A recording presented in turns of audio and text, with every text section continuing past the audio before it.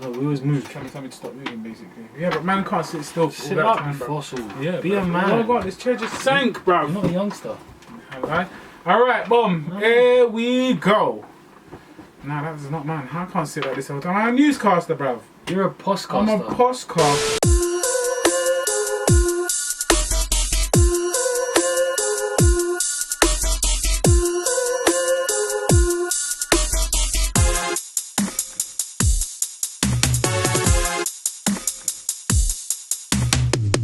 Welcome back, everybody, to the Sweet Science Podcast.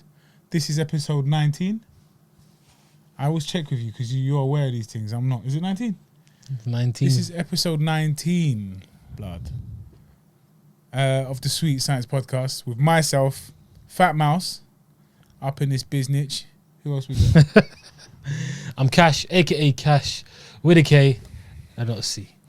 Unbelievable scenes, Jeff. That's all I can say. We're back. We are back. It's been a bit of a rough week, but we move. You feel me? It's good to be back in the studio.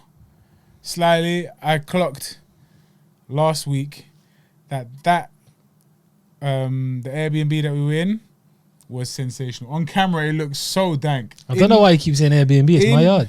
It's his yard. In person, yeah, IRL, in real life, it's dead. I didn't like it. It was a little bit. Is that what IRL stands for? Yeah, bruv. I never knew that. Yeah, I thought it stands for internet something. Internet related lymphoma. And then What a fossil. but yeah, it was on camera it looked wavy. So yeah. It was down on camera. In person, it was there. Alright, so yeah, that was that, man. But we're back in the studio, as you can tell. Yeah, me, them lines there that kind of just look weird on the screen. I'm looking at the screen there. Bucket. But yeah, here we are, man. I was at a wedding today. My niece got married. Congratulations to her. Yeah, me. Congratulations to her. What else is there? And the family. I How was your week? What else did you do? Did you do anything special? Special? What did I do, bruv? I don't know, man. This week's just flown by, bruv. I can't even remember the week, to be honest. Lie? What happened? Your week's always the same. It's been a good week. It's been a good week. Yeah, we did some good stuff. No, ask me. No, Ask me. What was your week saying? I had a good week. It was a good week. I did some stuff. I stretched my legs. I walked. And did some yoga. I walked my dog. What? I walked Minnie. I'm buying that little rat dog, bruv. Whoops, I just licked the mic. I'm joking. I didn't. If I Bite see the Minnie, mic. it's on. I'm going to fucking snap his... But yeah, Sorry. here we go. But yeah, I was bookered today. I ate a lot of food. Arab weddings can get Food. tricky. You had a lot of Can food. get techie at times, man. I had a lot of baklava. Them things that I do like them though, man. I do like it, man. I could eat it Why all did day. you say it like Do that? you not get? Have you not seen it? We put it on the other episode, man. He's like, "What is this?" It's what's his name? DJ Khaled. He goes, "What is it?" He goes, "Yeah, this is baklava." So he goes, in my country, we say, "Wah." We put it on one of our episodes. Yeah. I don't watch I'm our gonna do it episodes. again. I'm gonna have to put it again. Can you tell everybody what this is? This is the baklava, sir. What is it? Baklava, Greek. Greek dish. Arabi, we call it baklava. I don't watch the episodes because it's a dead podcast. Fostcast. But yeah, so that was that, man. Really, truly, that was the only highlight of the week. I can't really recall anything else. Neither can I, bro. To be honest, can't remember no, anything I I did. But yeah, without further ado, it is getting to a point where I do want to eat a dessert because there's always time for a dessert. The issue is because of the card that we watched this week. Obviously, we know what it is. We're talking about it. So because of the Khabib fight, in honor of that, I wanted to get. Well, it was actually Cash's idea. We wanted to get tiramisu and eat hella tiramisu. The hype is real. Excuse me?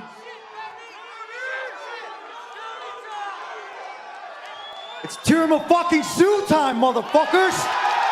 But We just couldn't we get any couldn't tiramisu. find any tiramisu, basically, at such short notice. Such short notice because there was too much going on at the same time this week. You know what I mean? We could have got I'm not gonna tiramisu get 4 tiramisu, days yeah, ago, exactly. but it wouldn't taste 4-day like old fresh. Tiramisu, you know. Tiramisu boots. Shiver me timbers. Goes out to the Raven members. Wait, that's my age being hunted up there. Still. Timberlake. What was they called again? Heartless Crew. Timberlake. Boy, Heartless. Yeah. So what was man saying? So we wanted to get tiramisu in honor of our boy Khabib, if he won the fight. And he did, but we didn't actually get no tiramisu. But what we did get was Tiramisu. Tiramisu. Oh, is that what you're gonna say? Yeah. I'll beat you to it. Tiramisu, bruv. I'm no. Thumbnail.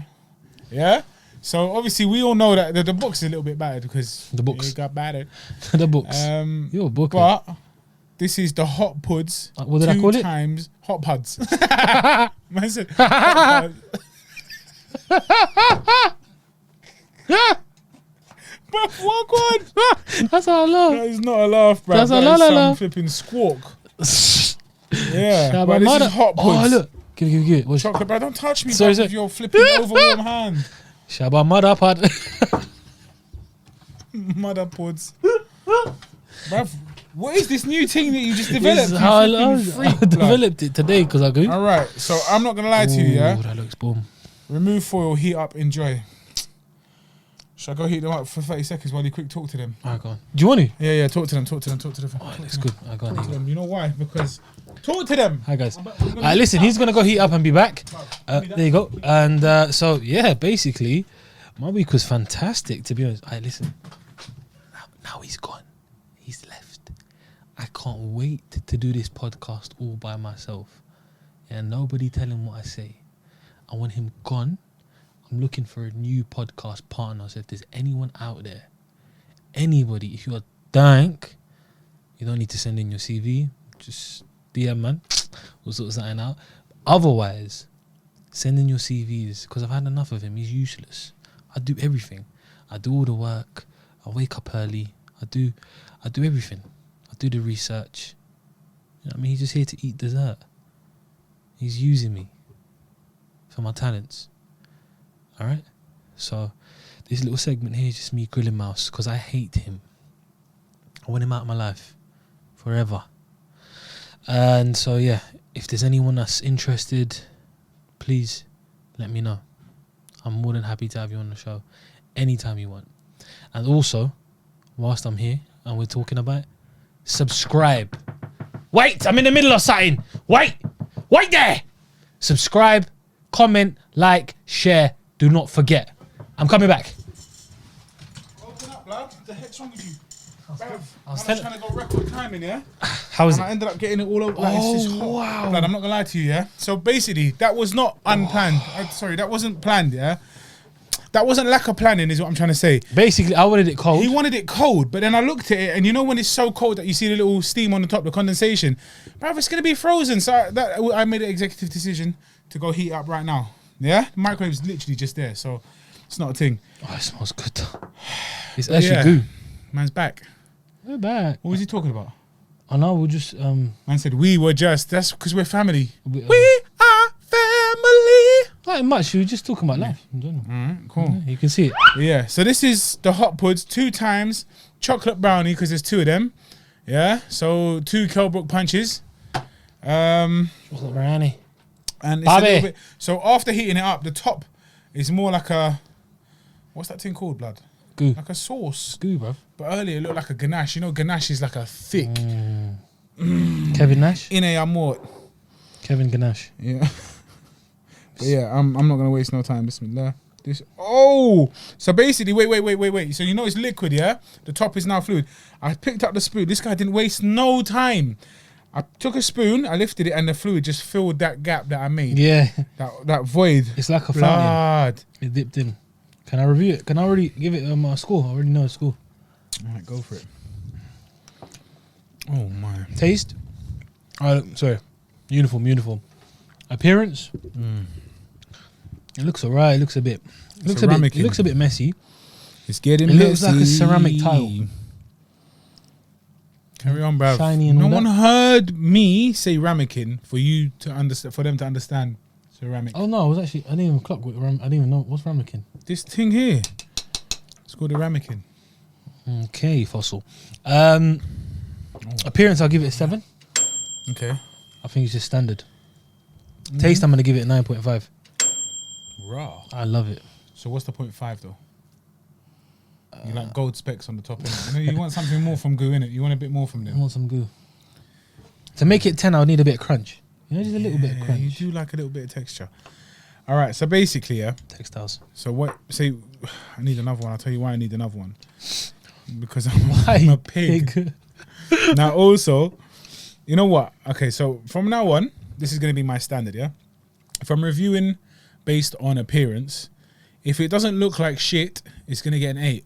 Like, if it just looks how it's meant to look, but, like, it's nothing special, do you get me? Like, this is nothing special, but it doesn't, like, it's not like they made it with their doesn't feet. look like shit. Do you get me? They never made it with their feet. Like, they made it normally. I'm even listening when I just hear feet, bro. So for that reason, it's an 8 because you can't go wrong. Just like last week with the donut, it was just a donut, innit? Unless the donuts come like inside out or something, and there's jam on the outside, and it's messy, it's getting messy, then that's a problem, innit?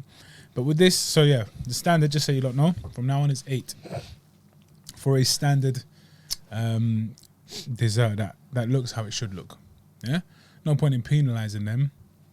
If I know what you're saying, I mean, it makes sense. You know, as for the taste, let me tell you now, because Kash, again, I'll put my hands up and say, he made a suggestion that we review one hot, one cold, and then we just compare and contrast, innit? Slightly, I wish we did that. it's calm. Because this is too thick for me. It needs a glass of milk. Yeah. It needs milk. That's why I'm really surprised that you haven't battered it yet. Yeah, no, it's hella thick. It's Usually too thick. you batter it. Eugene. Yeah, bruv. Yeah, man. It's exactly. I was watching that interview, actually. It was pretty sick. Who with who again? With Atlas. Teddy Atlas, yeah. Teddy Warren Atlas is a Bison. very exciting interviewer because he manages to always turn it to him and his experiences. But they're How was always your fight? interesting. I gotta He's so talk to you. dramatic and Yeah. He's so dramatic and American. He's like, you're a firefighter. You got what supreme confidence. You're gonna go in the ring, and then he just starts shouting. He just all this, and he loves it. He loves that, like that. He likes it. You get me? But yeah, what was I saying? So as for the taste, it needs milk blood. It's a little bit too dense. It's not dense. Like a brownie, this is brownie. Remember that. Bear in mind, this is a brownie. It's supposed to have that chew to It's it. a Yeah? hot. It's a hot pod. Yeah, I mean, it's not really I don't know it's what not this is. only Blood. a I don't know what it brownie, is. I've it's had more this of a- before. It's just there's the same as their chocolate ganache, but with less in it. It's You know what I mean? very mad though. It's very tickum. Shiver me tickum. Nah, I can't even swallow it properly. 7. No way. It tastes very good. 7. The taste is sensational. So then, that's what we're basing it on. But wait, there's more to it than just that. I'm talking about texture now. Like, I mean, I don't have a grade for texture. All right, let's So put the texture in is now. it's just too thick, bruv. It needs milk. It needs a cold glass of milk with this. If this came with milk, We should have banged milk. that would be bang. No, that's not our fault. If this came with milk, that would be sensational. We've got water. It's not the same thing. I heard they water it down these days. But imagine it came with milk. Or they said best served with a glass of cold milk. Then yo, I can dig that. You get me? Dig that. I can F with that. But I can't F with this. I'm gonna batter it quickly. But it's just like I don't want to be crude in it, but my saliva's thick. Do you get me? As I'm talking. Because it's too much sugar. It's too much sugar. But that being said, I beg you listen, yeah? We're gonna do this together.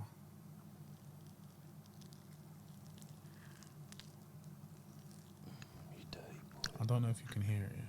I think you can. I heard it. I dropped it on my finger. Suck your finger. Suck your thumb.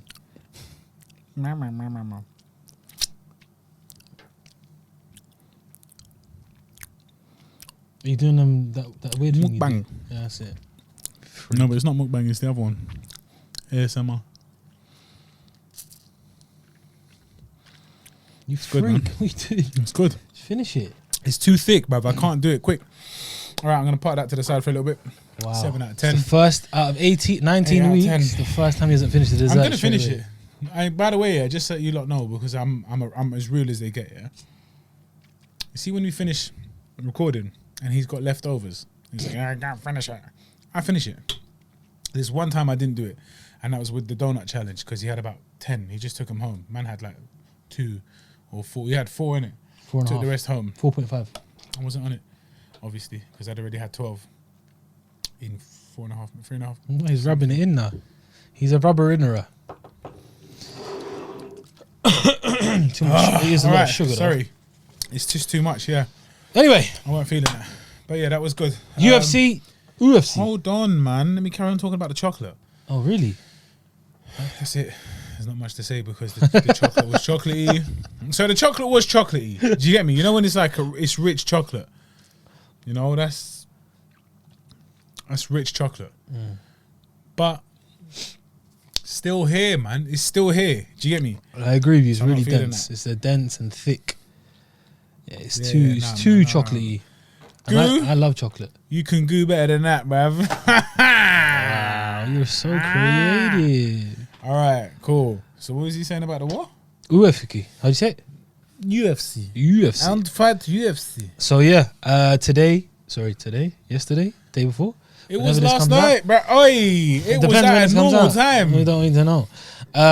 But yeah, we witnessed an amazing card actually. Yeah. UFC 254 live from Abu Dhabi Fight Told you Island. I'm still going. And the main event was obviously Khabib Nurmagomedov versus Justin Gaethje. That was the main attraction. But we also had Robert the Reaper Whitaker Hey, I like that, versus man. Jared Killer Gorilla Cannonier. And we had a few good guys also on the undercard. We had the Hulk who kicked off the show. Ian. Ion Cutelaba took on. Cutabala. Cutabala. What did I say? Cutelaba. It is Cutelaba. Chupacabra. Chupacabra. That's that killer goat. Something like that, Something. innit? I swear it's some devil thing, man. I swear it's like a killer goat. It's a goat. Like Chupacabra. The Chupacabra. Anyway, It's Cutabala, bruv.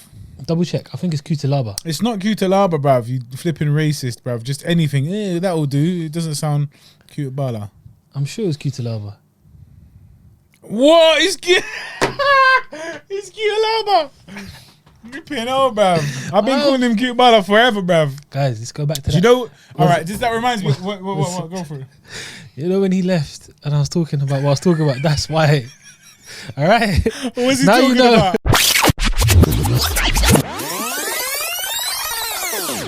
I do everything. I do all the work. I wake up early. I do everything. I do the research.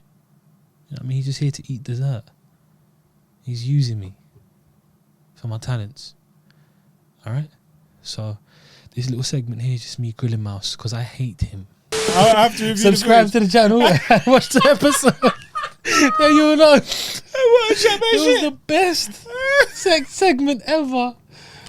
So, shit. What are you talking about, Cutabala? What is it not? What is it? It's Cutelaba, yeah. I thought it was Cutabala all day until he got into the ring. Oh, no way. So you only found out I today? only found You out waste today, man. Cutelaba. So what that reminds me of was one fight that so Malignaggi was fighting. I can't remember who he was fighting. And James Toney was calling the fight, innit? So it's like, yeah, I agree with you, Max. The thing about Malignaggi, and he just kept saying bare different names, and he never once said Malignaggi. Now Max Kellerman is like, yeah, that's real good from Malignaggi. Paulie Malignaggi's really fast, magic hands, or what was his name? Magic Man. Magic Man Malignaggi. And he just kept saying, yeah, that's real good from Malignaggi. Malignaggi. Yeah, Like, he just Malignaggi's kept a big getting one. Everyone gets everything Malignaggi. wrong. But yeah, maybe that's me. Cutabala. Anyway, but yeah. Ankalaev Magomed. Fuck. Ankalaev. Magomed Ankalaev. Ankalaev Magomed. It's not. It's the other way around, Sorry. bruv. Something's wrong with us today. This guy started the Cutabala and it's on me now. Yeah. Yeah. So Magomed Ankalaev took on Ion Cutelaba. And basically, this is the first fight of the card. No, and it's not about the first fight of the card. Let's not talk about that. It was a rematch. Oh, sorry. Yeah, touch base on It was that. a rematch. The initial fight obviously was questionable, apparently. To me, it just looked like it made perfect sense for the ref to stop it because he was acting like he got licked, and he acted like he'd been rocked, and he was doing some stupid. We touched base on it a few weeks ago, and it just didn't make sense. I don't know why he did it. Yeah, but anyway, they were due to fight a couple of weeks ago. 3 times, I think they tried to remake that fight. But 3 times, COVID and finally positive tests happened. And Ankalaev put it to rest and starched the Hulk. Absolutely starched him. Yeah. Beautiful combination to drop him. Absolutely. I think he was already out. He wasn't fully out, but he was basically gone. And then just a couple more punches on the ground, and he was out cold, and it was done. So it was a bit embarrassing. I felt a bit embarrassed for Cutelaba because it's just that he was putting up. He was acting a certain type of way, and he was very aggressive. Yeah, fair enough. That whole showman kind of thing, and you got sparked out in the first round. Yeah, but that's the game, though, isn't it? Like, no, I know, but I would expect him to put up a better fight. Yeah, but like you're gonna put if he doesn't put in all of that like malice and if he doesn't sell the fight, then you know what I mean. He not just got tucked, but he didn't get paid for it either. Do you get me? But at least with this, like he got paid because people wanted to see it. People, I can't believe it's the first fight of the card. Blood, I beg you turn off the AC, bruv. Are you not cold? I'm blitzed. I couldn't believe it was the first fight of the card because there was a lot of hype behind it. It's true. And the fact that it kept getting rearranged is making more people want to see it. Yeah. So that was a bit mad. But good performance and nice way to sort of start the show and end that rivalry. Yeah, definitely. Now you can't question it. Signed, sealed, delivered. It's actually 2 stoppages in the first round now. That's amazing. Yeah, it's amazing. Speaking of knockouts, we're not going to go through the whole card. We're just going to go through certain fights and then touch on the main event and common event. 18-second knockout. 180 now. That's 2 times 9. Yeah, it's not no because you never said 80. 18. 3 times 6. Whoa, blood. 4.5 times 4. Beat that. Wow, 18 times 1. Wow. 20. Take away 1. Take away 1. Anyway, sorry. 18 seconds it took Philip Hughes. I was thinking of the cricket player. Phil Hawes. Like, Hawes and Curtis? Yes. Philip Hawes took on the Australian who also trains with Robert Whitaker, Jacob Malkoun. They were both making their UFC debuts. Yeah. And, Malkoun was undefeated 4-0 going into this. Had a bit of hype behind him as well. Whitaker said he should have been in UFC years ago. Mad. Very good fighter.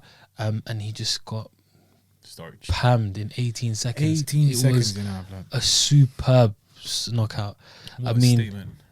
Clipped him. I think he rocked him sort of around the top of the head with a right hand. Yeah. He was on his way down. As he was getting down, he just got caught on the cage. Yes. Couple hooks, boom, boom, and he just, when someone just crumbles to the ground. Of the UFC. Oh my God! He crumpled, still skinned to the floor, and then what was his name? Hawes. I just wonder if people pick these things up, bro. I hope they do. You lot should understand it by now. I beg you just rewind that one. Just rewind that. Man wanted to say crumpled, or crumbled. Man, he goes, he crumples still skin to the floor. This guy's if you don't understand Rumpelstiltskin, do you not know the story of Rumpelstiltskin, bruv? He used to show something, innit? He used to sew for like the king and that. And some mad thing. I had the little book, bruv. And little gremlin. Shit. So that was who's talking about again? Rumpelstiltskin. What's his name? Phil Hawes. And then he turned around. It was weird. You know what really annoyed me? My house. Yeah, he turned around. He's like, "It's my time." Whatever he said. But it was really weird. What annoyed me is you've had it. That knockout's gonna go viral. Yeah. You're on a big card, but that interview you had after with John Anik was so shit and underwhelming. It's his first fight. He's not used to it, innit? I know, but he looked like he didn't want to answer questions. He looked like he was angry. I'm like, bro, it's your debut on the UFC. You're on a big card. Millions are watching you. You've just knocked out someone who's probably favourite 18-0. Sorry, in 18 seconds. Yeah. Make your name, like Che will say, Yeah, Uncle yeah. Che will say, make your Yeah. name, and you Yeah. and go out there, and you don't have to be a talker to be able to Just answer be the entertaining, question. be a Yeah, bit more little bit entertaining. intriguing for people to understand. Yeah. Oh, who's this guy? I want to know more about him. He was very dull in his interview. His answers were very short. Just he should have used that time wisely. You get a minute, 2 minutes. You're in the middle of a pandemic. You don't know when you're going to fight again next. Oh, see, now, Do you know what I what's mean? the relevance, bruv? Use that time wisely whilst you're still there, Yeah. and build yourself up more and more. Because people will be like, you could Yeah, have real talk. you But could have he- called someone out. I think he was just caught off guard though, bruv. Do you hear me? Not He was at all, caught- man. of I don't course think he so. was, man. I don't think he You was. don't really get prepped for these things. We'll Plus, watch even it again if you after. do get prepped for and these things, we'll- he's on a hype. Like he just knocked someone out in 18 seconds in his debut.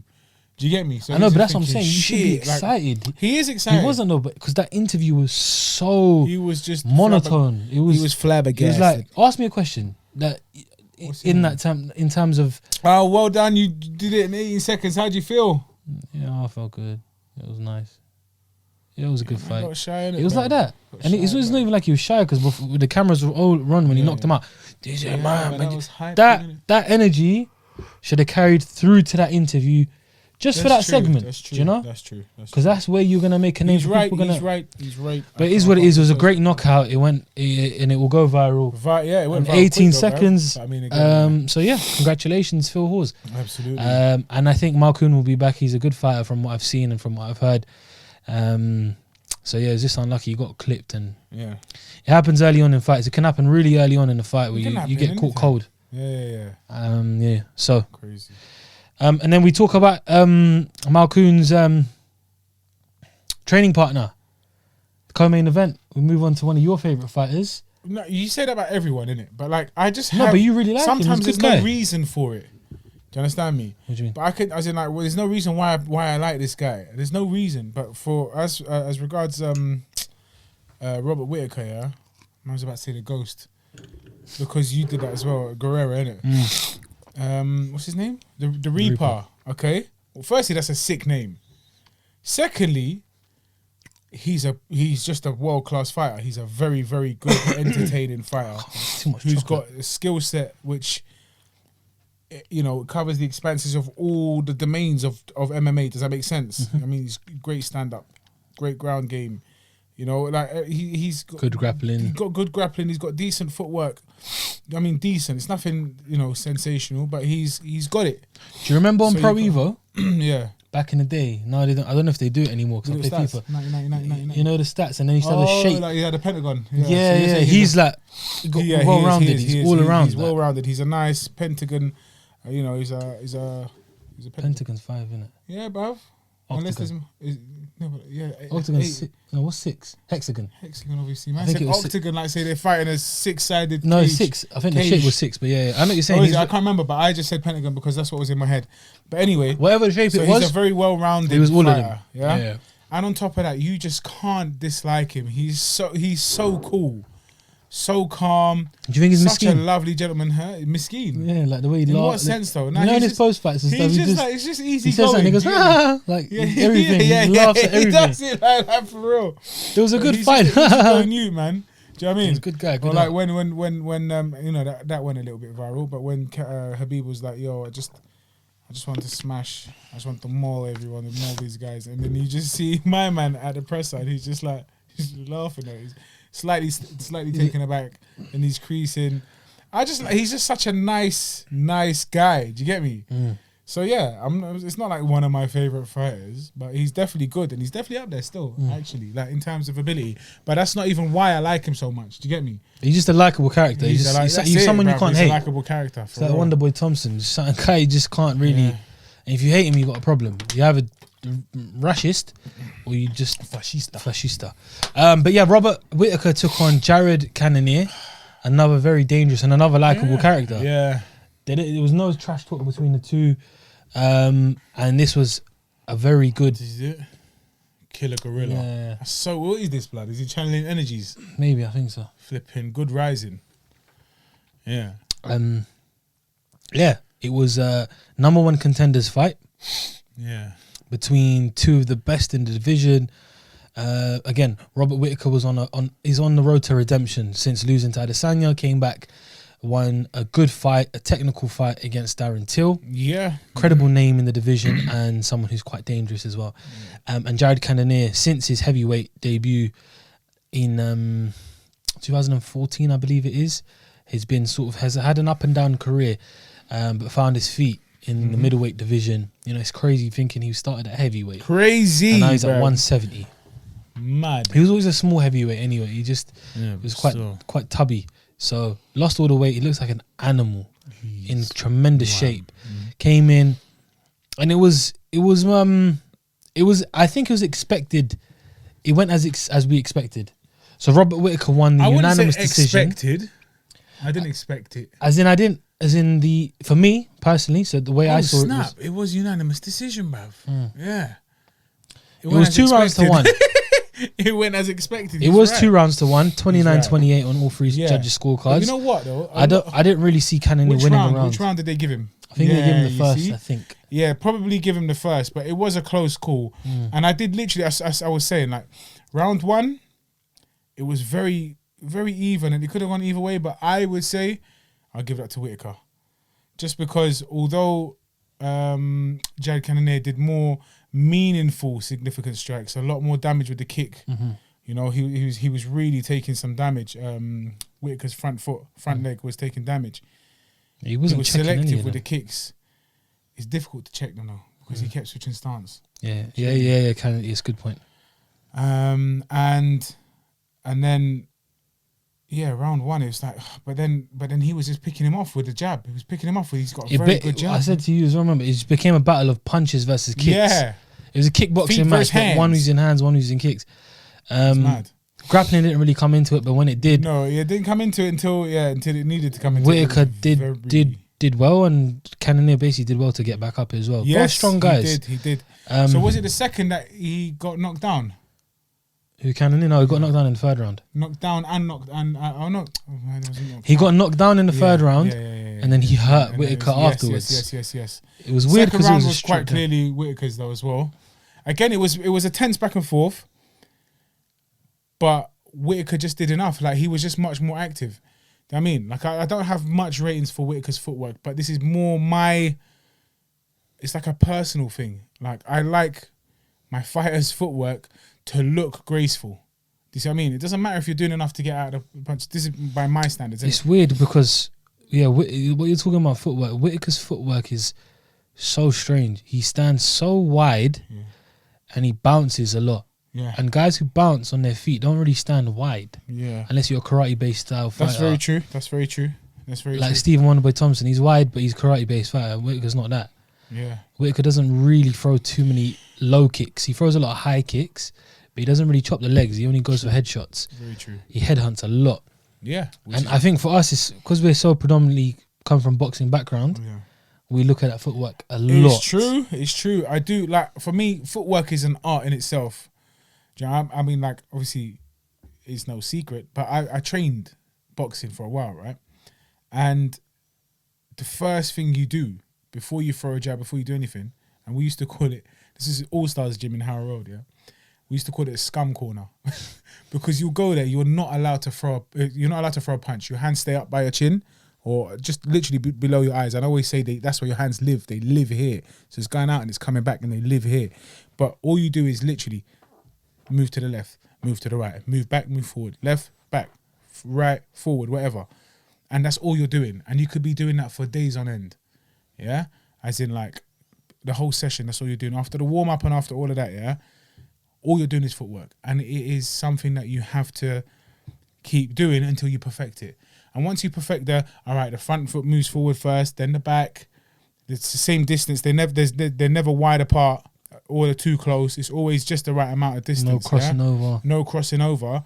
And you can do that, that very bait, step forward, follow, step back, follow, right there. And then it's like you go from that to being able to dance in the ring. Do you get me? That's why fundamentals, isn't it? You start with the fundamentals. Exactly. Then you grow. What I'm saying is footwork is so graceful in boxing.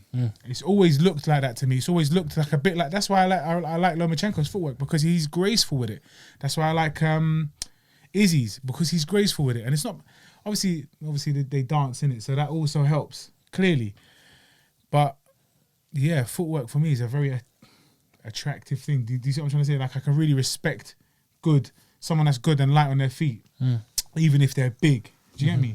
These big, heavy boxers that just slug around the ring, and I don't need to. I need to, stand my ground and plant my feet. And nah, bruv, move around, be graceful. Look at Tyson Fury. Look at Fury. Yeah, well, there you go. Fury's an example. 6'9", heavy. How much does he weigh? Like 280, 270, and he moves like a flipping lightweight. He dances around the ring. You would never guess that is his weight. You would never guess that. That's how. You know what I mean, like looking at him or a silhouette of him, you think this guy's not heavyweight. Sluggish. Yeah, no. Oh, sorry, It's the way he moves. Yeah. Like, you get me?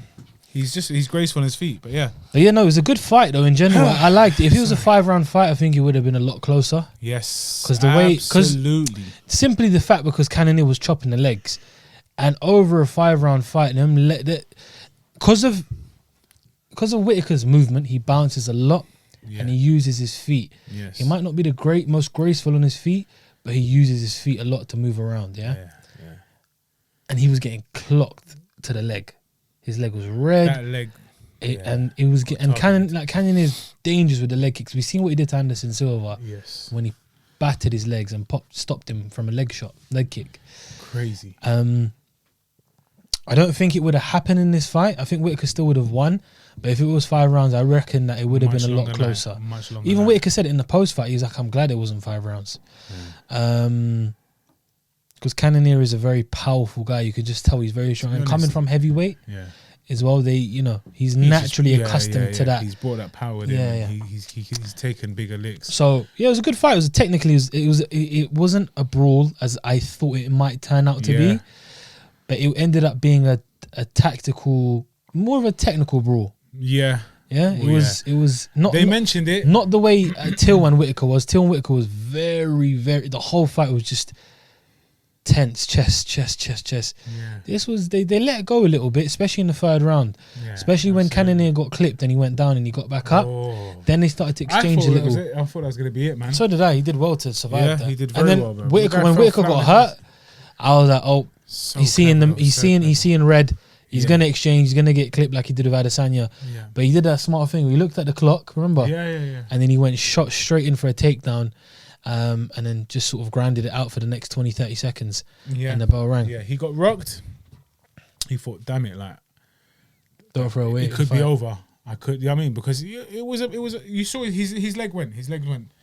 For a split second, his legs completely went. And yeah, I think he was aware of the time. He did have a quick peek. Change level. Bam. Went for the shoot. Held him. And used those 30 seconds just to pass time. Very, very clever. And then very clever, to be honest. After the fight, in the post-fight press conference, Dana touched on what's next for Whitaker, and the obvious choice was obviously the number 1 contenders fight, and he said that he wants to see Whitaker have his rematch against Israel Adesanya, the current champion. He said it's going to be a big fight, somewhere in Australia or New Zealand again. Nice. Super fight, number 2. I don't know if I'm really sold in it because the way the first fight ended was so clinical and comprehensive for me. It's just like, do I want to see it again? But then when I look at the division, is there anyone else? Again, it's a similar thing. But see, I hate that argument. Do we want to see this again? Oh, but there's no one else, so let's just make it happen. You see what I'm trying to say? No, but... Does he deserve it? Yes. He does deserve it. Do I see it going the same way? Yes. Mm-hmm. But that's what I'm saying. After this performance, yes. I see it being a closer fight. Because I see Whitaker changing a lot of things. We've got to remember, he didn't fight. What's he going to change? What's he going to change? He didn't fight for over a year. A year. He didn't fight for over a year. Yeah? Over a year he didn't fight, and he came back in his first fight back was Adesanya. That is crazy. You got to give him credit for jumping straight into the deep end. Okay. Yeah. Whereas Adesanya was consistently fighting regularly, 4 or 5 times a year. And I know people don't say ring, like Andre Wood says, ring rust ain't real. But it depends on you as a fighter. Yeah. If you're a front runner, like Roy Jones said it clearly, when I remember when Khan fought Canelo, they said because Khan hadn't been in a fight for almost 340 days or something, shy of a year against Canelo. And I remember Max Kellerman or Jim Lampley asked Roy Jones, will ring rust be a factor? And he said clearly, he said it, and it was such a sick point. He said, if you're a front runner, no, because you're creating the action. If you are a counter puncher, ring rust is real. Okay. Because you're going out there looking for the fight and you're making the fight, ring rust won't really matter because you're engaging, you're starting the action. Whereas if you're waiting for it to come to you and you're waiting for shots and you're rolling, ring rust can be a factor. Yeah, that's a good point. And Whitaker's that style where he's not a counter puncher. Adesanya is.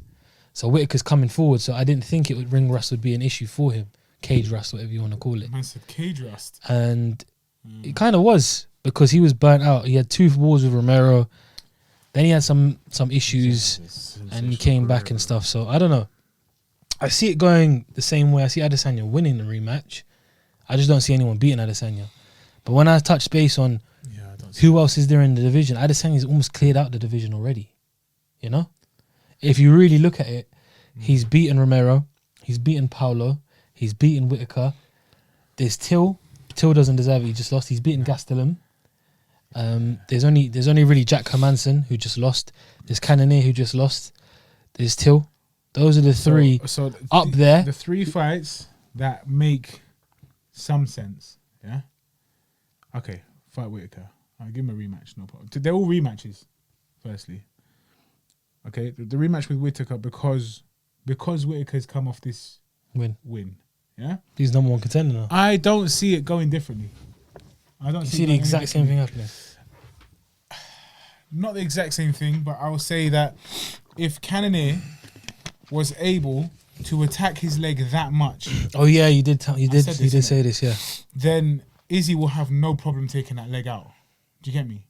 Just like he did with Costa, because he was just that leg was just too there, like it was just too available to get licked.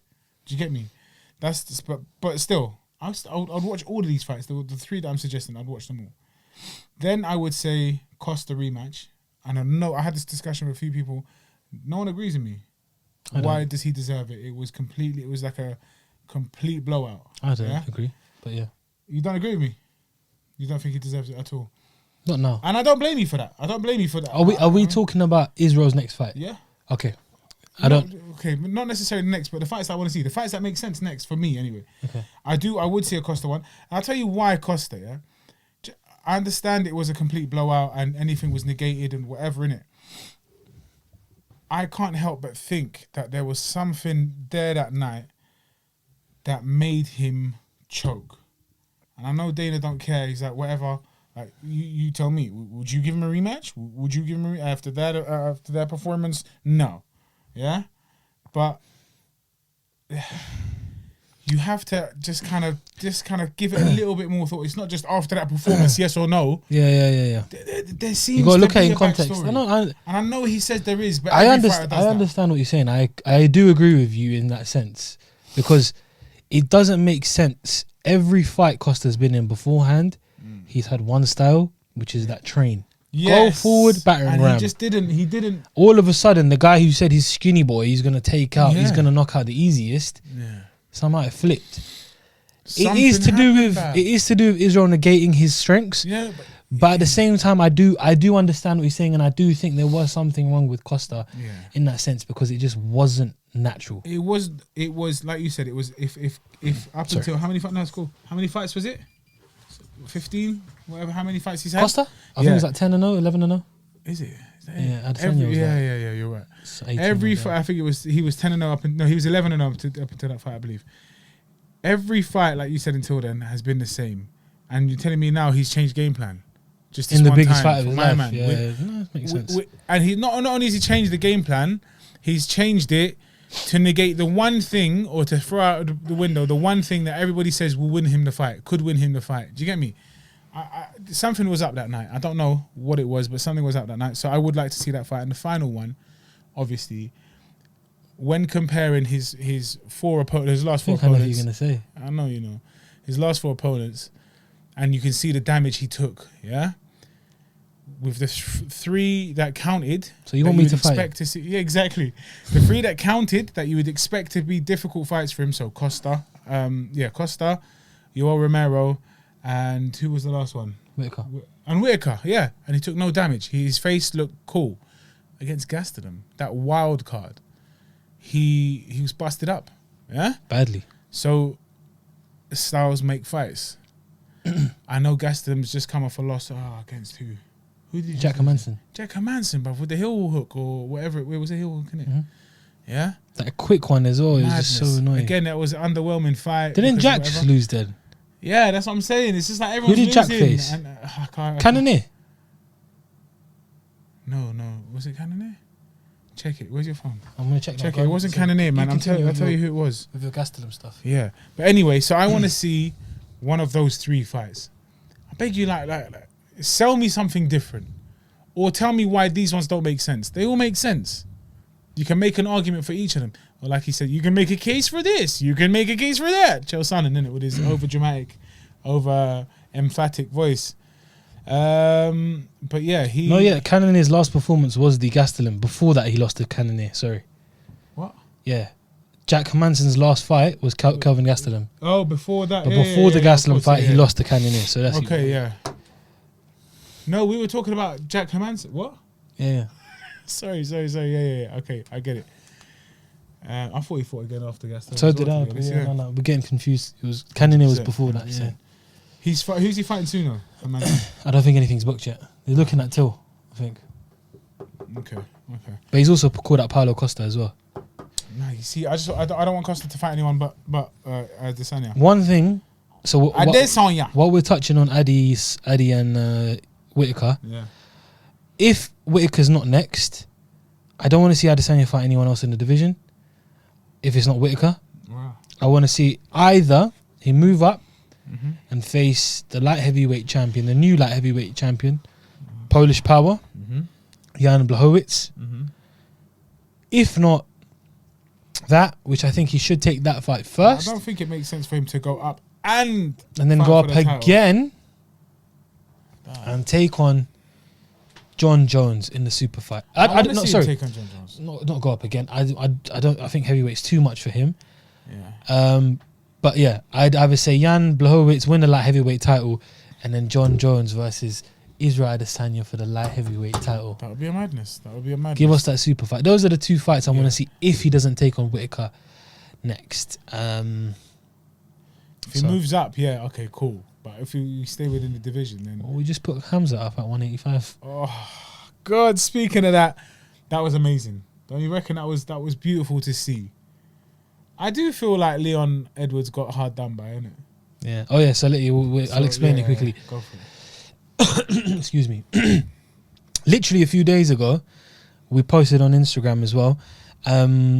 Reports suggested that Leon Edwards was not suggested. It showed. It showed that Leon Edwards was off of the UFC from the rankings. UFC welterweight rankings, and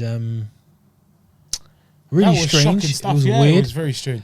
I think again that was a move. That was just to force him into a fight, into some sort of fight. And then a few days later, he basically tweeted the day later saying, "I've never been off the rankings. I'm still here.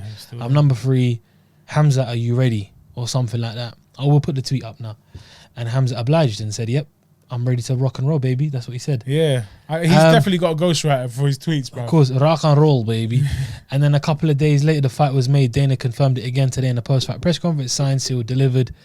Leon Edwards will take on Khamzat Chimaev December 19th. December's not far, you know. December's not far. This year has been amazing. It's mad because...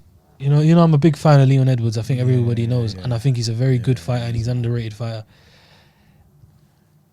I really don't know with this fight. Because Khamzat has come in and just really just made everyone... Like, you know, there's guys who come and there's a hype train, but you feel like the hype train could be derailed. Yeah. You know, sometimes you see a guy and you're like, he's not really all that. This guy's come in and made me a believer straight away in his skill set. Yes, absolutely. And how good and dominant he is. It's really hard to do that in the UFC because there's so many dangerous guys, so many different styles, so many ways to lose. But this guy's come in, he showed me that he can grapple. He showed me he can knock you out. He showed me he's not scared. I've seen from previous fights he can take a shot. He's a scary, scary guy. And it's a good fight. It's a very good fight. If Khamzat beats Leon, it's a very, very good win for him. Is it a big money fight? Probably just because the hype around Khamzat. And this is what I'm saying. This is so unfair on Leon Edwards, yeah, because he's gonna be the bigger draw in terms of like he's gonna put more asses on seats. It's gonna be Khamzat Chimaev over Leon Edwards, which is mad. I know. Fourth fight in. Not even 6 months of a UFC career. Yeah, Only a couple of months. Number 2. Dana White's thrown him to the dogs, bruv. I know. Leon Edwards to the dogs, not because Khamzat Chimaev is amazing, but yeah, it's but a again, very risky and fight this is for what I'm him. saying, though, and I've been saying for a long time, Leon's a good fighter.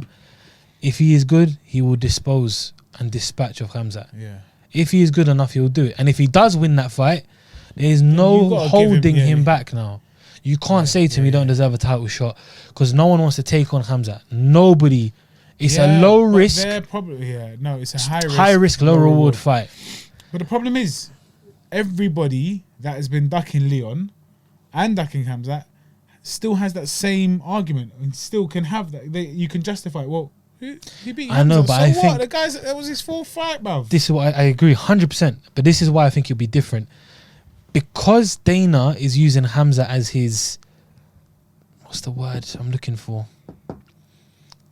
Dana looks at Khamzat and he's got money bags in his eyes kind of thing, yeah? So he sees him as a cash cow. Like he could build him to be a cash cow, like the next big thing. Yeah. If Leon beats him, Dana will have to jump on Leon's train. Okay. You know? I get that. Bro, when do you ever see you fighters can't jump chilling? on it. You can't jump on his train When like do you that. ever see fighters chilling next to Dana during fight nights? He's crazy, isn't it? He's sitting there like they're boys. I know. Like it's Lorenzo But Fertitta you know and what? the Fertitta brothers. The thing with that is, it kind of makes me think that this whole thing was like A setup. a setup. I know this is like, Corona's not real, them kind of words there, yeah? Conspiracies. But it's like... It Or just to get could rid of just Leon. be not to get rid of Leon, to give Khamzat a place at the table quickly. Because, no one wants to fight him. Do you want to fight me? Yeah, okay, cool, let's do it. We'll make it happen. Well, now that obviously... Obviously, sorry to cut you off. Dana White obviously can make a fight like that, innit? But that was a quick turnaround. That was 2 days. 2 days turnaround. In fact, maybe even a day. I don't know, blood. But with Khamzat, you know he's going to take any fight. He don't really care. take any fight. It's probably Leon and then... But Leon probably got Leon's sick the one and that tired of called waiting for it. around. Yeah, So he yeah. probably thought, fuck Yeah. it, let me go in and Yeah. mash this guy. So let's see how it goes. I don't know. It's a good fight. That is a good fight. I'm looking forward to that still. Yeah. But yeah, let's bounce back to the card because we digressed enough. Yeah, for real. And then we move on to the main event of the evening. Oh, boy. The super fight, Oh the boy, unification oh boy, oh for the boy. undisputed lightweight championship of the world, 155. Khabib Nurmagomedov, the Eagle, took on Justin, the Highlight Gaethje. You know what? I'm not gonna lie. That's a sick name, though, isn't it? The highlight. The Highlight's hard. It's hard, It isn't is it? hard. Champion versus champion. Champion versus interim champion, however you want to call it. Yeah. Number 1 versus champion. Number 1 contender. And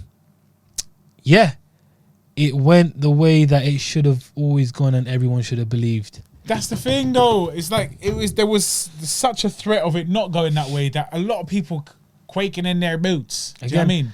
A lot of people were like, It's "Nah, again, you it's know always what?" it's recency bias. Yeah, it's It's recency. recency No, but it's bias. not. It's more than that. It's like emotional. I don't know, man. It's not just recent. It is recency bias, though. It is, man. Because let me Okay. just put it in perspective. If Gaethje didn't perform like that against Ferguson and then took on Habib, nobody. It's true.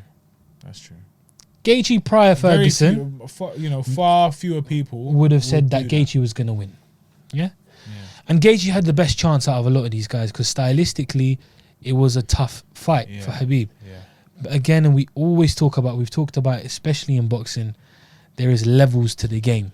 Absolutely. And when you are elite and you are the one, Floyd, Manny, we've seen it, Canelo, you find a way to make, like Floyd used to say, I make A-class fighters look like B or C. Yes. And he made Gaethje look average. Gaethje had few, very small spots of success.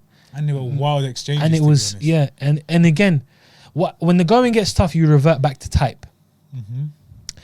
And in the Ferguson fight, Gaethje had everything going his own way. The pace of the fight he controlled. The distance of the fight he controlled.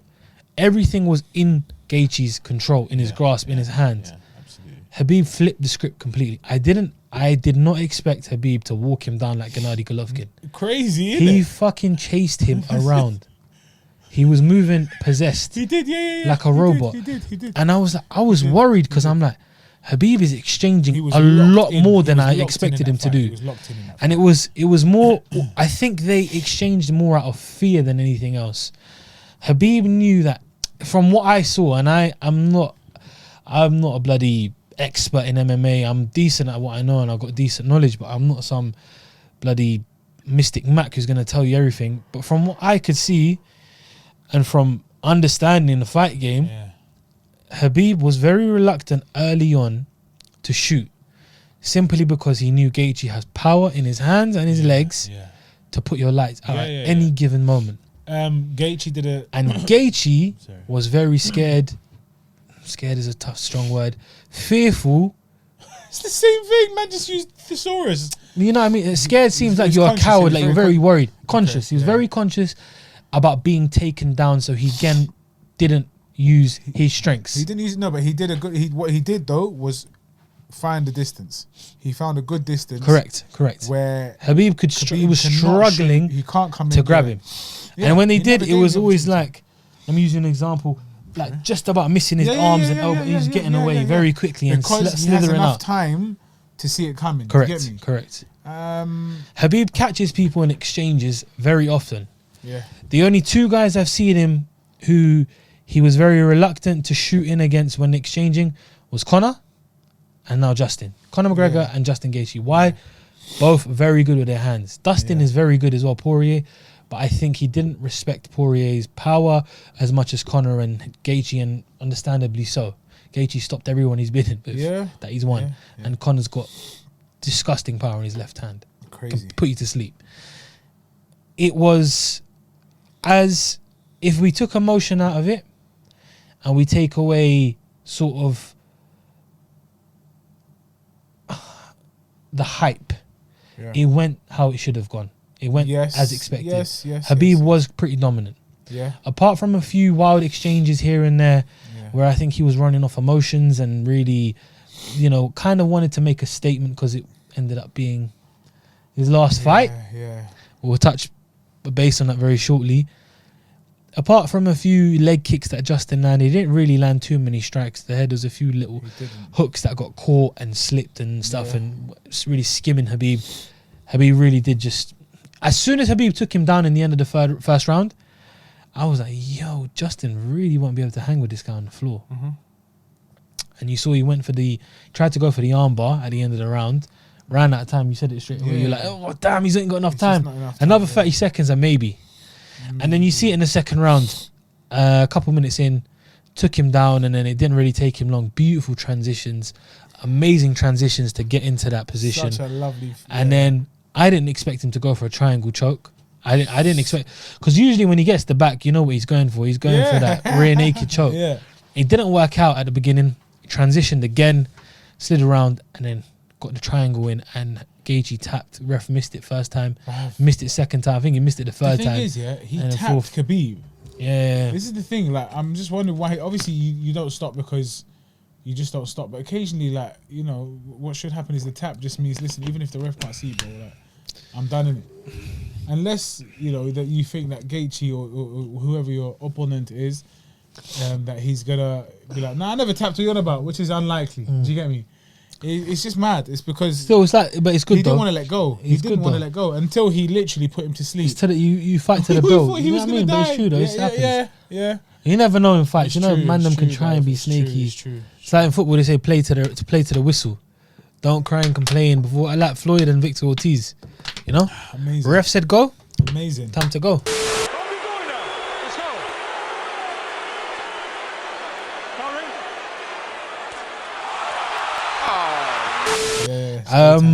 So yeah, Habib did what he had to do. But what? Sorry. So obviously a very emotional celebration, a very emotional, moment. Yeah. But what a gentleman in Gaethje. What a gentleman. So obviously Khabib went into the middle of the octagon. Crying his Cage. eyes. He started bawling. He was on his hands and knees and his like facing the ground, and he was crying, very, very emotional.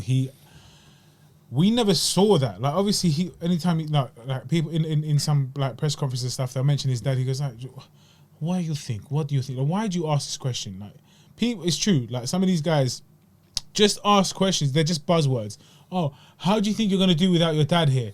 Bruv, that's a very insensitive thing. Like, man's just lost his dad. Okay, sorry for your... How do you think you're going to cope without your dad? Like, that's a raw thing to do. Do you get me? And he's like, what sort of a question is this? Like, why are you asking me this question? What do you think I'm going to say? How would you feel without your dad? Literally, man just said it like that. It was mad, yeah? And, but other than those little moments there where he was still composed and still very, very calm with it, you didn't really see much. You didn't see much. Obviously... When the news first came about that he'd lost his father, he kind of just was off everything for a while. No one ever saw him. Rightly so, innit? He's dealing with it in his own way. But like, yeah, he was very composed throughout this time up until after the fight, and he just broke down. And he must have just been like, I can only imagine how he felt, man. I mean, it's mad. But yeah. That was that. I want to Then interject Gaethje just came. quickly. Go for it. Just on that, you said you don't know how you'd feel and stuff. It's mad because I see some comments of people like, "Oh, I've lost my dad and he didn't react like this and this." People got to understand. Everyone's got their own relationships with their parents and their family members, wife, husband, daughters, sons, whatever. You know what I mean? Whoever you pick and whoever you want, you got a certain relationship with. Habib and his dad were like that. Yeah, Habib. He wasn't only his dad. He was his coach. He was his mentor. He was his best friend. They did everything from birth. Abdulmanap Nurmagomedov was his idol. He was you just know? there the whole He time. was his go-to. You know. Yeah. He did everything with him. He taught him everything he knows, and the fact that, you know, I think the culmination of his life's work, and his dad wasn't at that last fight. Yeah. Obviously, if his dad was there, it wouldn't have been his last fight, so we can't really say that. Yeah. But obviously, it was a legacy-defining fight for him. Yeah? It really shows how close he was and what he lost. You know, people lose their parents all the time. And some people react really badly, some people don't. But obviously, to him, he was more than a parent. He was more than a dad. Does that make sense? Yeah, but like everything's relative, though, innit? Like, if I heard someone lost their dog, yeah, like the dog had to be put down or the dog died, I'm in my head I'm just like, bro, so what? They'll be like, wow, how could you say that? Of course. That was my dog. Yeah. And that's a dog, bruv. Do you get me? This is someone's dad. Like for people to say, oh, I've lost my dad and it wasn't like that. Well, shut up, innit? Like I'm sure there's something that you're gonna moan and cry about. Yeah, no. Do you get me? 100%. No, Like, I'm just saying. how I'm just dare letting you people. be selective I'm over just these letting things? people know, though, innit, that Yeah. this is how close he was. Yeah, they were super close. They were like, He has every right to break that. listen People, to what he said afterwards. do you get me? Yeah. He's in terms of like a son, yeah. He's just a very dutiful son to his parents. Do you get me? Very like he has principles by which he goes. They're his religious principles. Obviously, he's a Muslim, innit? And he says, be good to your parents. Yeah, he blatantly said it, you know, be good to your parents, be close, stick with your parents. He said this on so many occasions. Always. Before his father passed, he was saying this. After the Conor thing, I know my dad gonna smash me. I know my dad gonna smash me. Like, do you understand? Like, he's like a 7-year-old with his dad, but he's a fully grown man. Do you get me? He's like a little kid. That's how much respect he had. He maintained that respect even into adulthood. Yeah. So You know that fear you have as a kid of your parents. Yeah. You do something wrong, you're gonna get a few licks. You're gonna hold a few My dad's gonna licks. smash me. You're gonna get grounded. That kind of thing. That fear that you lose as you get older. Yeah. I'm subject to that. I think a lot of guys and of gals course. you know, they do it. They end up losing that fear because your parents get older, you get bigger, because, you think you're stronger and stuff. Whereas Habib never lost that fear of his parents, and rightly so. It should be like that. Yeah. You know, especially in the religion. And if you follow it the way he does, It's like that, you know. Yeah. And he shows that clearly throughout his whole career. It's It's not just a one-off. Or And- my dad died, let me be emotional now. I get, yeah. When yeah. his dad couldn't come to his fights, you could see how much it hurt him and affected him. Yeah. Because he wanted his pops there with Javier Mendez always. Yeah. Um, and again, sorry to cut you off now. No, but it's cool, bro. testament to how dutiful, if you like, to his parents he is. Yeah. His mum said, "I don't want you to fight again."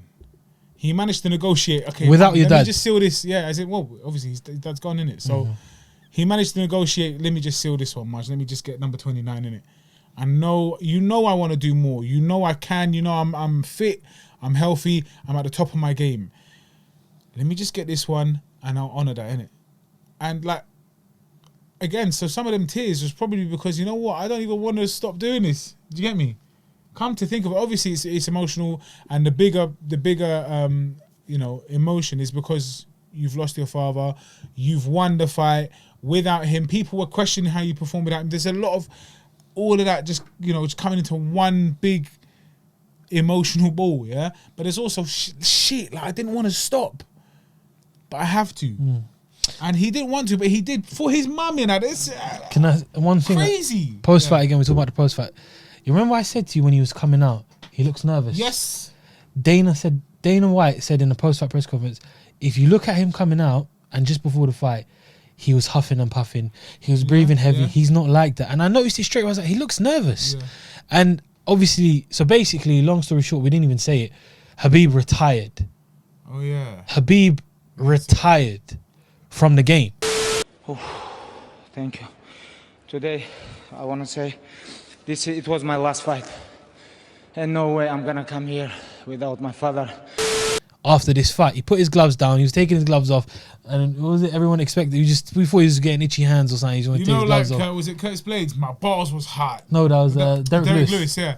My balls was hot. It's just maybe. Why'd you take your pants off? Yeah. My balls were hot. Why'd you take Maybe your gloves he just off? wanted to take his My gloves off. hands. Maybe I'm thinking he wants to shake John's hand, John Anik, or hold the mic so he can speak a bit more. Maybe something. Maybe it was just like tied up. Hurt his too knuckles, much. something mad. Something. But it was all It part of the turns out, plan like, to he put was them on the just ready ground, to like go, the man. Undertaker at WrestleMania. That was crazy. That was crazy. But sorry, Dana was saying that, and come to think of it, it might have been the fact that he was taking in the emotion of this is my last walk. Yeah. This is my last rodeo kind of thing, you know? Reluctantly, like you know, Because he's in his athletic prime.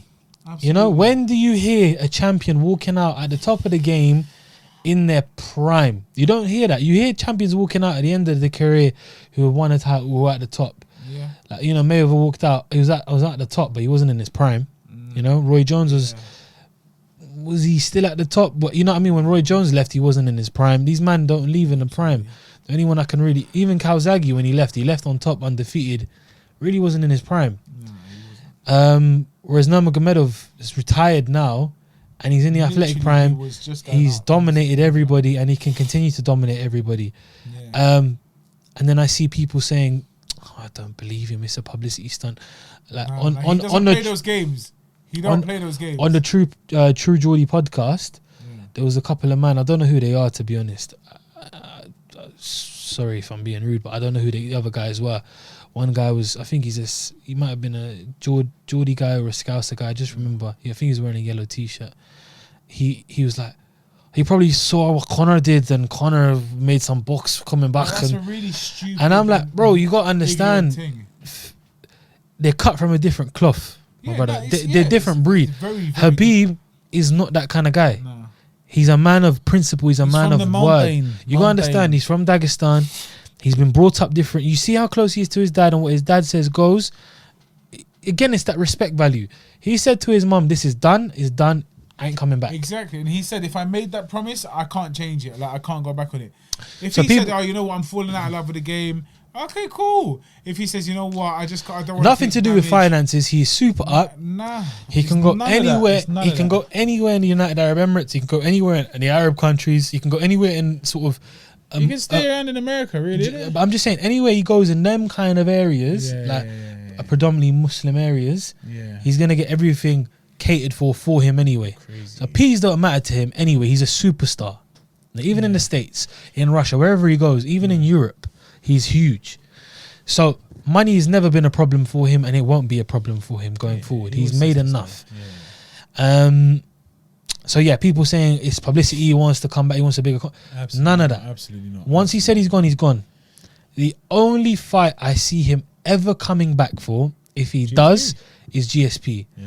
No one else. One of my boys said to me earlier, he'll come back for Conor too. Conor He won't. He doesn't even want to entertain. He doesn't like Conor. He doesn't want to give him the paycheck. He doesn't want to give him the publicity.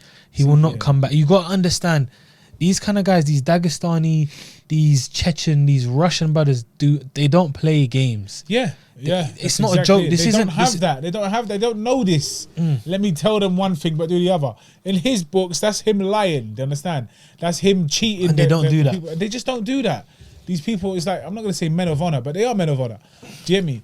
They're like, he's a man's man, like Dana said. He's a man's man. Principles. And he's just not gonna bullshit around. It's number one bullshit. He's not gonna do number one bullshit. He says it like I'm not here to just to talk crap and do this and that. Like he's almost boring. He's not. But do you understand what I mean? His interviews like, I don't talk like this. I don't want to talk this shit. You know what I mean? It's just like he's so real that he's not playing games. People need to understand. Even him breaking down is a huge thing. Yeah, he doesn't show any emotion, and if he does, the emotion is either anger, or a bit of happiness because he's won a fight and that. Yeah, or just that them little chuckles for a Russian Dagestani Chechen man. To break down on camera on live TV, I know it sounds silly. Men cry all the time, but for a certain type of person like that, to break down on national TV on the biggest stage of his career, to start crying on camera is a big thing for him. So to think that he just cried for jokes or bants, he's probably doing it for money, be insane. You need to understand, never. People like that don't do that. And even when he was crying, I said it to my boy, you got to pay small intricacies.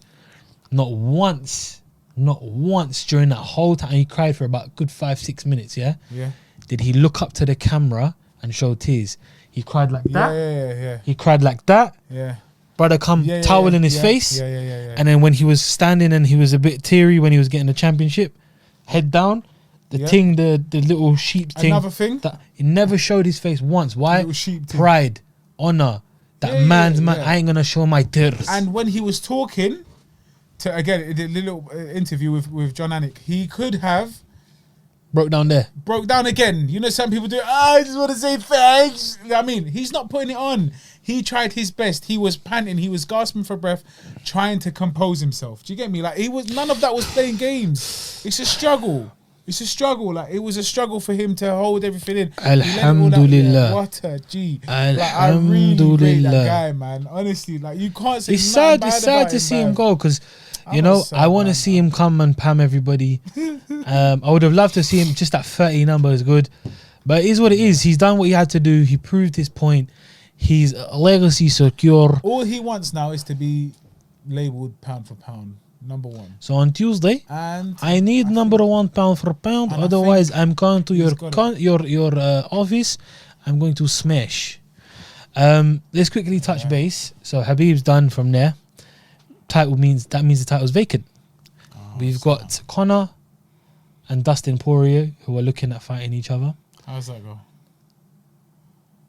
I got Conor winning, but I'm coming back to that. Okay, cool. Carry on. Then we got Conor McGregor. We've got Dustin Poirier. We've got Tony Ferguson. We've got Justin Gaethje. I mean, now we've got the fifth member of the band, the fifth member of the team or the clique, the newbie, the guy who was on standby, the insurance policy, Michael Chandler. Yeah, signed from free agency, left Bellator, was their champion at lightweight. Come in and done everything professional. I really like Michael Chandler. He's a good guy.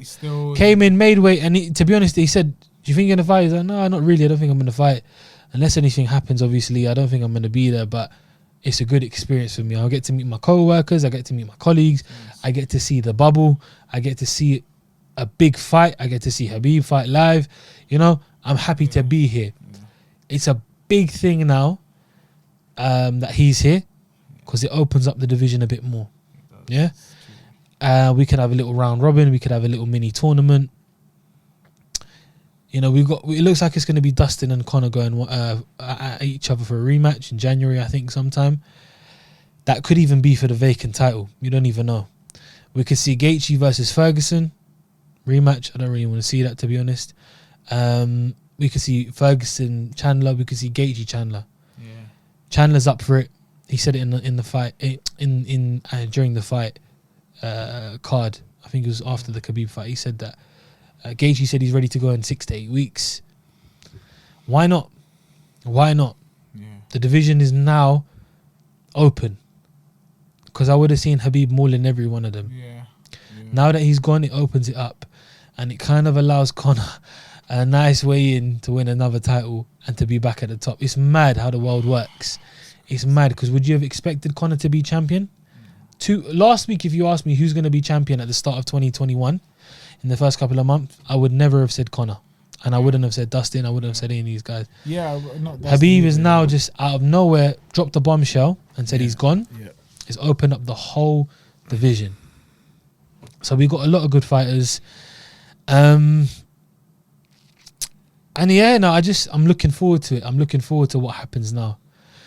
If the title is on the line for Conor and Dustin, I have Conor winning that and I have him winning convincingly. Yeah. I think Conor's gonna shut Dustin out, like off. I think he's gonna knock him out. Bro, I'm freezing, bro. Do you know why? You're doing this, man. Because Conor's bulked up to 170. Yeah.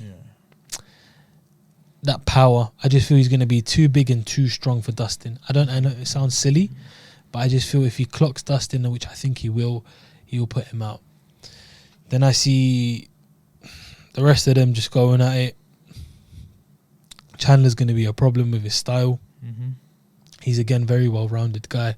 He's got a pop in his punches. So I don't know. Let's see how that goes. You know? Yeah. So yeah, that's the UFC done. That's the UFC.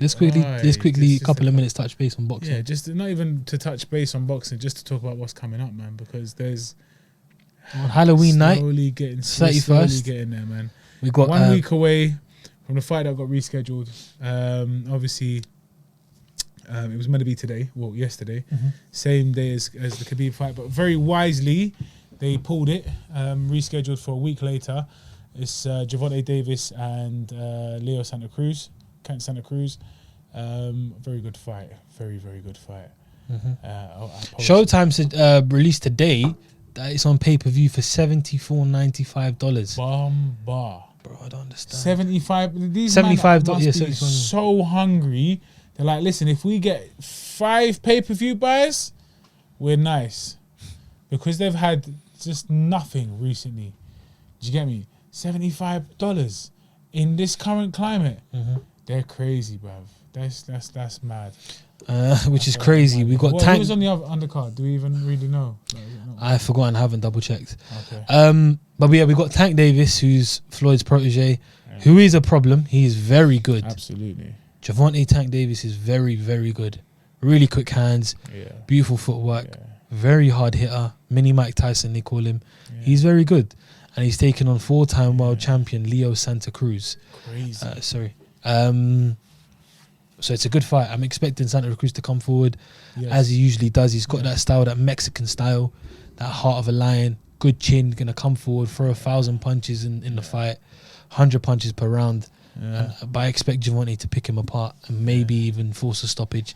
It'll be tight because Leo's never been stopped, and I've never really seen him stung like that. He's had a couple wars with Abner Mares, Carl Frampton and stuff, and they've clocked him, but I've never really seen him hurt. So on the same day, earlier across the pond in the UK, we're gonna have Alexander Usyk, second fight at heavyweight against Derek War Chisora. Del Boy's looking in dribbled, man. I just poured water down my face. Don't worry about it, man. Enjoy that. Del Boy's looking in fantastic shape.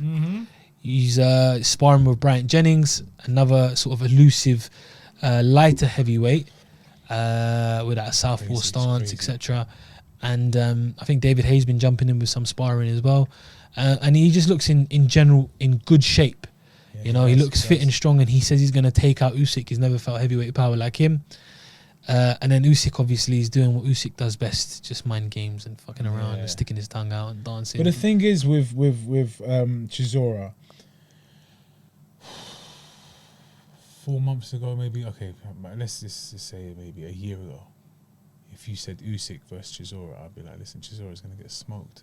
Not even because he can't take the power. He's just not on the level. That level. But he's been he plateaued, didn't it? Then he declined. And now he's just broken through that glass window and he's really like battering it. He's doing really, really well now. So it's crazy what time does to somebody. Do you get me? But yeah, that's next week. I think that Chisora can take this fight. You think so? I'm telling you, if it wasn't like not too long ago, I was saying, you know what, Usyk's just going to outclass him. He's going to move around. He's going to move around. He's going to dance and make him fight his fight in it. But nah, man, I think Chisora might just be this new Chisora where he's just an animal, man. He's in good shape. He works really, really hard. He's got big punches. His punches are so heavy. He punches really heavy. He can take a good lick. He's not shy to trade. Do you get me? So all of this is kind of like, it's going to be an interesting fight, man. It's going to be a very interesting fight. I think he might knock him out, man. He might knock out Usyk, man. I don't think so. But I wouldn't be surprised if it goes the distance and Usyk wins. I think Usyk will win on points, but let's see how it goes. I wouldn't be surprised either. On the same card, we've also got Dave Allen taking on Christopher Lovejoy. This was announced today. Chris Lovejoy is an American heavyweight. He's a big guy. Big, thick, monsterish guy. Monsterish. He's 19-0, 19 knockouts. Hasn't really fought anyone. I've seen his record. I've seen him fight. He's a big, strong, heavy hitter, but he's a padded record. He fought a guy who was 0-12. Another guy was like, a joke thing, bruv. Another guy was like 2-52. I thought you were telling me his name is Owen, bruv. No, he fought a guy who was like 0-12, 0-7, 0-12. So he's fought a guy who's like 3-13. So whatever in it, it's another case of an American heavyweight having a padded record and coming up. I probably expect him to probably beat Dave Allen, but Dave Allen's in a tremendous shape. Yeah. He's getting fitter and fitter. He's working on his mental game. So let's see how that goes. And then also in terms of boxing, there was something. That's it. Time left. Yeah, so. Tyson Fury announced that he'll be returning to boxing December 5th in London. Hi, this is Tyson Fury, aka the Gypsy King, and just like to announce I'm definitely fighting December the 5th in London in the UK. Opponent to be announced very, very soon. Just working on some opponents. Let you all know who it's going to be shortly. Watch this space. Return of the Mac. He'll be taking on someone to be confirmed. We don't know yet. I think they mentioned who it was, though, no? Yeah. So at the beginning, there was names of Agit Caballero, Charles Martin, and a few other guys in the heavyweight division. I saw Takam and I thought Carlos it was confirmed. Takam. But apparently, that would piss me off. So MTK tweeted out earlier today, and I'll put the tweet up right now. Do it. Tyson Fury will face Simon Keane in a voluntary WBC heavyweight title defense on Saturday, 5th of December. Simon Keane from Canada is the WBC International Silver Champion. Simon Keane is 19-1, 18 knockouts. Piss off, bro. Again, I don't know what Fury's doing. It's a really unknown guy, but who am I to tell the Gypsy King what he wants to do? He's taken on Deontay twice in a row. Okay. Pammed him. Gypsy King, Tyson Fury, you big doss. You started the Dosser movement with us. You big Joss, you big Doss, you big Poss, you big Toss. You do whatever you want because you are the Gypsy King. Yeah, nah, bro. Maintain, stay on that throne by let him do what he wants, bro. Who cares, man? He's going to pam everybody. He's the best. He's the best. That dude said he's good, man. I think that's it, bro. And November 14th also, again, we touched base on it last week, but Terence Crawford, Kell Brook, I'm looking forward to that. Kell Brook's not with Dominic Kingo at the moment. Who is he training with? He's training with some guy from up there. I can't remember the guy's name. He's training in Fuerteventura. And he's had a little falling out with Eddie Hearn. But again, we'll touch base on these things closer to the time.